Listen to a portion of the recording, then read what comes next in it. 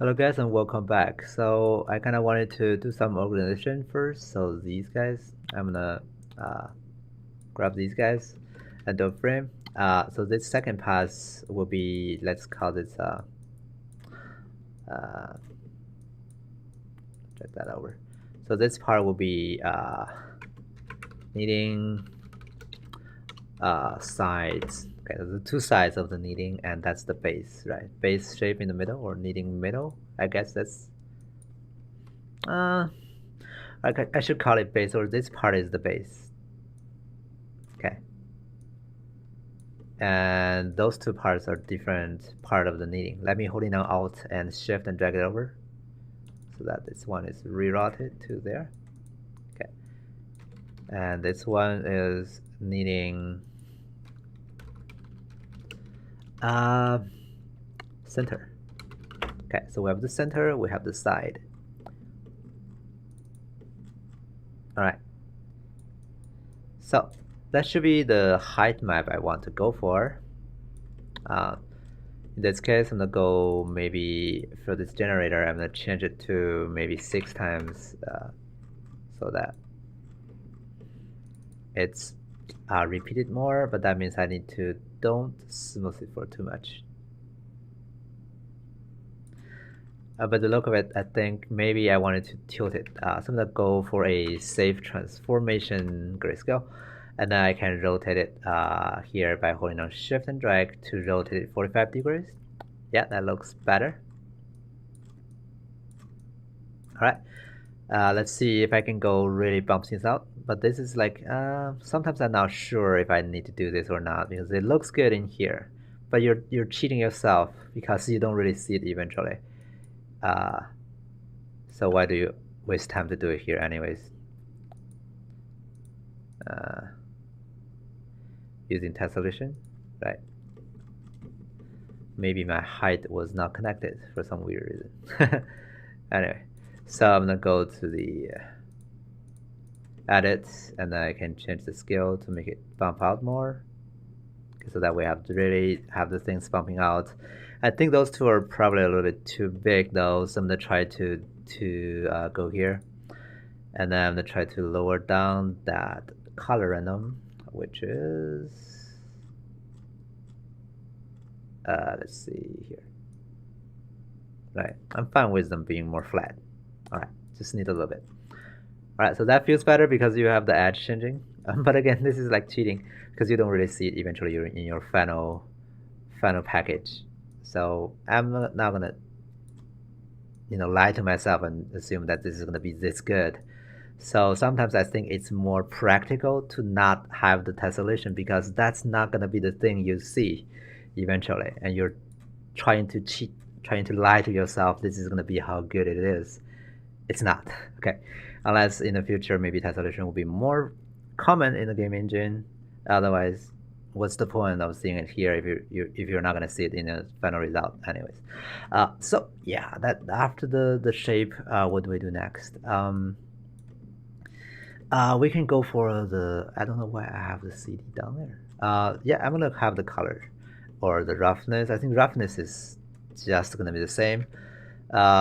So yeah, I don't think I need any different for the roughness unless I want the bottom to be a little bit more shinier. Not sure, but we do have the mask here. If you double click here, you can see that's the top and that's the bottom. And we can do like a histogram scan.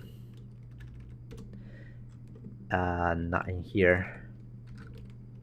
Not like connected there. So this one will allow us to have the mask. Okay. And then we do like a blend with this mask. We can blend two uniform colors. Uniform colors. Grayscale should be fun. Okay, so that goes to there and that goes to there. And our result, goes to the color here. All right.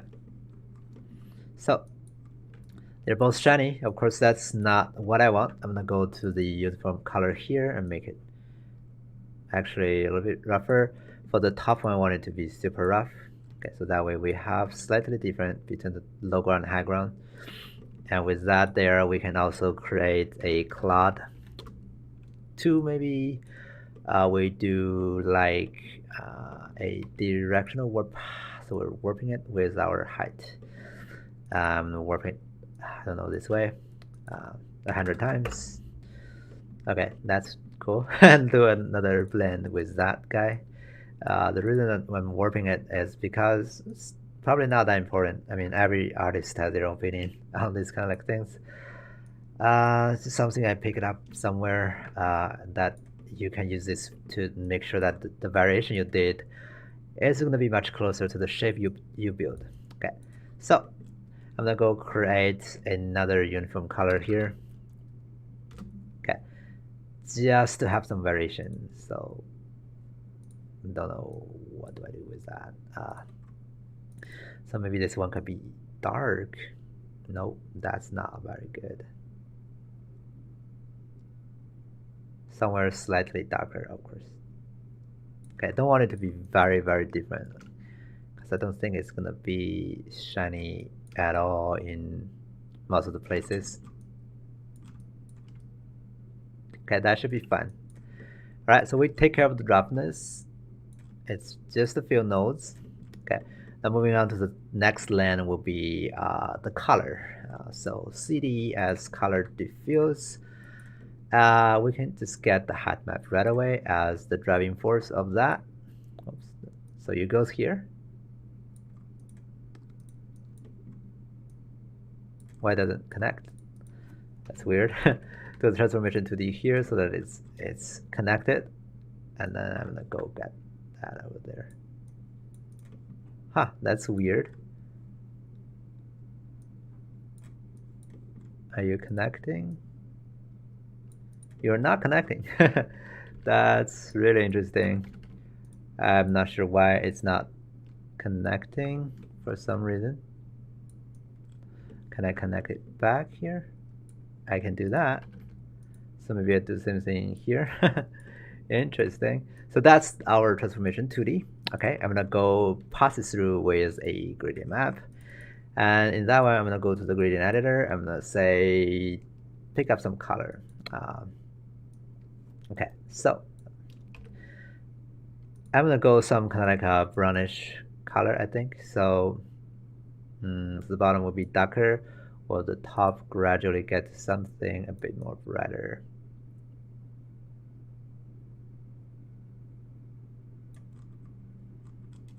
Okay, maybe we add some variation in the middle. Let's see.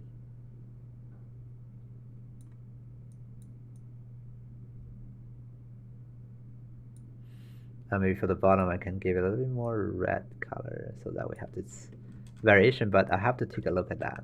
So that goes to the base color. All right, so the kneading is different from the bottom. And I think the bottom is a bit too dark for now, so I'm gonna try to make that brighter, double clicking and just drag it up.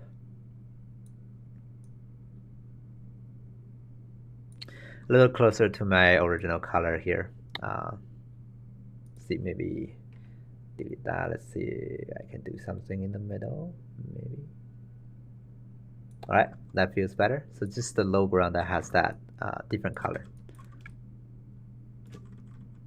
Okay, kind of wanted to give it some fuzzy results. So let me do some trick here. So I'm gonna go create a scratch generator here because this one can, if I crank up the spline amount, can have a lot of splines. Okay, and let me drag that up. That's gonna give it more subdivision. Probably don't need that, but I'm gonna do it anyway. Spline width can be, yeah, I think thinner is better actually in this case.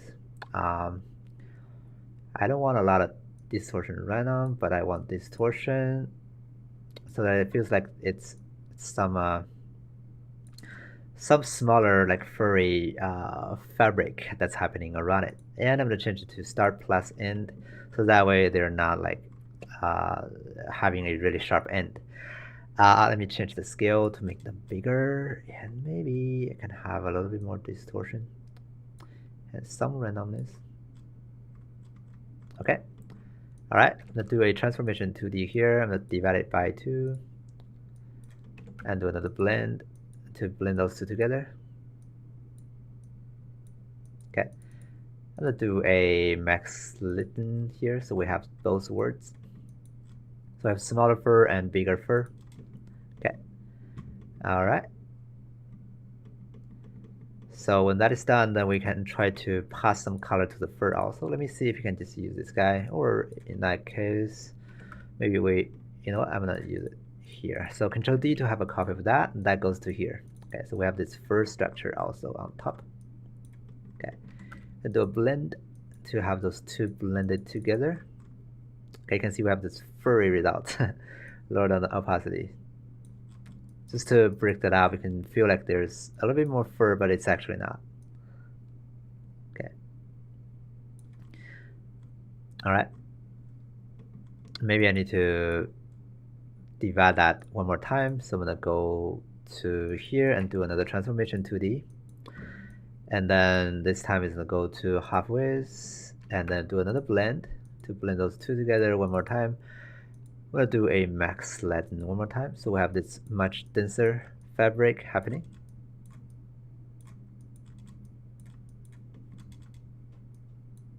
Okay, maybe that can contribute to also the shape. So I'm gonna go to transformation 2D. So that means it's part of the shape now. So I'm gonna drag it up to here. Okay, so maybe I can add this guy like really slightly. So I'm gonna go blend. And I think I don't use that in the roughness, so I'm gonna try to just blend those two together. Actually, I have the blend already. So this guy goes to the bottom and this guy goes to the top. Result goes to there. Okay, and then we do let's do max Latin one more time. Okay, you can see that's clearly bumping out too much. Let's maybe just do try add stop. That doesn't work. Overlay. Usually do something. Yeah. All right. So I'm gonna go to there and of course lower down the opacity so it's not doing that much of a contribution. Okay. Just want to have some fuzzy kind of like a fur that's like it's trying to break up the shading more. If I do that. Okay. All right. So I think that's the things I need to go for. Maybe I can do like a level here so that I can change the color. I think it's a little bit dark. I'm gonna make it a little bit brighter. And so that's the overall color change. All right. And I don't need anything to do with the metallic. So what else can I do? Go to the Sphere 2D. Maybe I can make these two a little bit higher than that. Okay. So that means this head blend should be not be pushing things down that much. So I'm gonna drag it up. Yeah, that feels better actually. And maybe yeah, all the level is here, so that's good. So we have some really soft transition here. That's not what I want. So I'm gonna go to create a curve node. I'm gonna try to add a point here. I'm gonna just tighten the very base. Okay, that should help me to make it sharper here on the edge. All right. Is there something else? I don't think so. So yeah, I guess that's the core techniques, right? After this, you can play with it and do whatever you want. Maybe you can say, okay, I want the color to have some more imperfections. I can use a cloud and maybe I can multiply that with a Perlin noise. Okay, I can do a multiply here. Okay, I'll lower down that scale. Okay, I can maybe do directional warp before I use it by the height map. Okay, just slightly, I guess. and we go up. Okay, and then we do a blend, and the blend goes to, I guess I have to connect that. Oh, you know what? I think maybe I'm using that. I'm gonna use standard. Huh, that's interesting. So this one will be blending now based on this guy. We're blending on some dirt, so I'm gonna go create another uniform color, of course, and this guy will be blended on top based on the alpha. Okay, and then I'm gonna change it to something a little bit more different.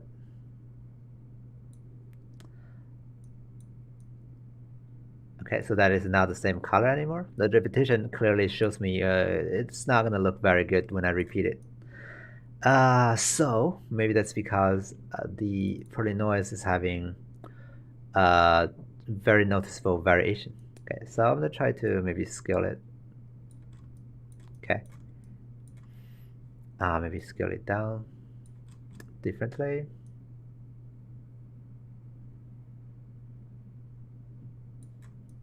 Yeah, that feels a little bit better. And I'm gonna go to the color here. Maybe it's not gonna be that difference if I lower down the opacity. Just have a little bit variation. Right, that's something you can use to try to break this up. Maybe I can do transformation 2D here before I pass that to directional warp, of course. And I can maybe rotate it 45 degrees. Hopefully it's stable. Safe transform will do the trick, I think. All right. Cool. So eventually, let's take a look at how it looks like with a renderer. So I'm gonna switch to Array renderer. And because of that, we have to go to edit, and we have to deal with the tiling here. So I'm gonna change that to 10 this time. Okay, because the array renderer is actually a render that's gonna be more accurate, so you can see the result, and also it doesn't have the hat map. Okay, so that way, actually there is. Change that scale. Doesn't do much. Maybe 100. That looks really bad. So lower that down. Okay, we have cap some. Okay, so I believe array renderer can give you a better result. So I always go check array renderer. Substance Designer's native renderer, I think is missing very important information like the highlight. Array renderer can give you that visible highlight, so that way you can reconsider your roughness. You can compare the difference. You can see the OpenGL renderer is missing that highlight we're seeing there. Well, Array give you that highlight with the same lighting information, because the not very Array renderer is more accurate on that part. So I would recommend you to do the Array renderer. That's gonna give you a better representation of how it's gonna look like in a real render. Okay, saving you the hassle of seeing the wrong thing all the time, which is that's something I always want to avoid. All right, cool. So that's how you create a kneading pattern in Substance Designer. I hope the techniques works for you, and of course, keep experimenting. Maybe you have better ideas. Maybe I'll do it very differently next time. So there's no telling of should you do this or not. So we'll have to see, right? We'll have to keep experimenting and keep trying new things until we're happy with it. All right, cool. Thanks for watching. See you next time.